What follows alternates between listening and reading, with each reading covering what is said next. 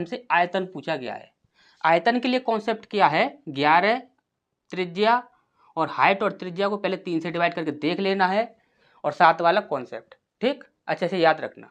अब यहाँ पर हमने बोला, देखिए ध्यान से एक बात हमारी ध्यान से समझिएगा, और हम ये बात जो है वह आपको काफ़ी बार पहले भी बता चुके हैं।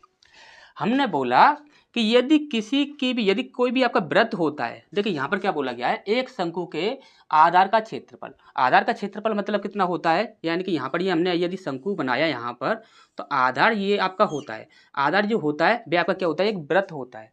और वृत्त का जो आपका कॉन्सेप्ट हमने आपको बताया था वो क्या था कि यदि आपकी त्रिज्या यदि आपको 7 दे दी जाए, यदि त्रिज्या आपको 7 दे दी जाए तो हमेशा ही पाई आर स्क्वायर की वैल्यू जो होती है 154 होती है। और वहाँ पर चीख चीख कर बोल रहा है कि यहाँ पर क्षेत्रफल जो है वह क्या है 154, यानी कि 100% त्रिज्या क्या होगी आपकी 7 होगी। और इसके लिए जो ट्रिपलेट होती है, यदि हम त्रिज्या, हाइट और यहाँ पर लंबाई, इनकी यदि हम बात करें तो क्या होता है आपका 7, 24 और 25, ये आपकी ट्रिपलेट बनती है, ठीक। अब यहाँ पर हम बात करें तो यहाँ पर हमसे आयतन पूछा गया था, तो हमने बोला कि सबसे पहले तो आप 11 से ही डिवाइड करके देख लो, जो भी आपका आंसर होगा वह आपको मिल जाएगा। हमने बोला यहाँ पर, तो देखिए यहाँ पर है आपका 1 और यहाँ पर आपका 2, 2 और 1 कितना हो जाएगा 3 हो जाएगा, और 2 और 1 कितना हो जाएगा 3 हो जाएगा, यानी 3 में से 3 माइनस करेंगे तो 0 आएगा, यानी कि ये संख्या हमारा आंसर हो सकती है। इसके बाद हमने देखा में से 4 घटाएंगे तो कितना हो जाएगा आपका 0 हो जाएगा, यानी कि ये संख्या अभी हमारा आंसर हो सकता है जो कि हमें 11 दे रहा है।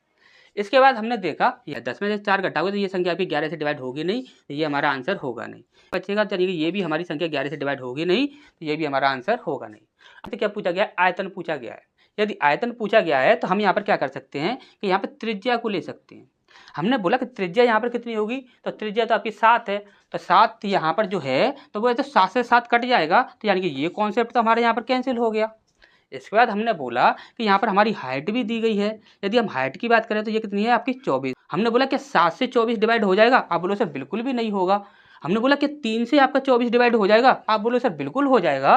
3 से डिवाइड करेंगे तो यहाँ पर कितने बार चला जाएगा, ये 8 बार में चला जाएगा। यदि 8 बार में चला जाएगा, क्योंकि 8 3 24 होता है, तो ये 8 बार में चला जाएगा। तो हमने बोला जो भी संख्या आपकी 8 से डिवाइड होगी वही आपका आंसर होगा, जो संख्या की 8 से डिवाइड नहीं होगी वह कभी भी आपका आंसर नहीं होगा।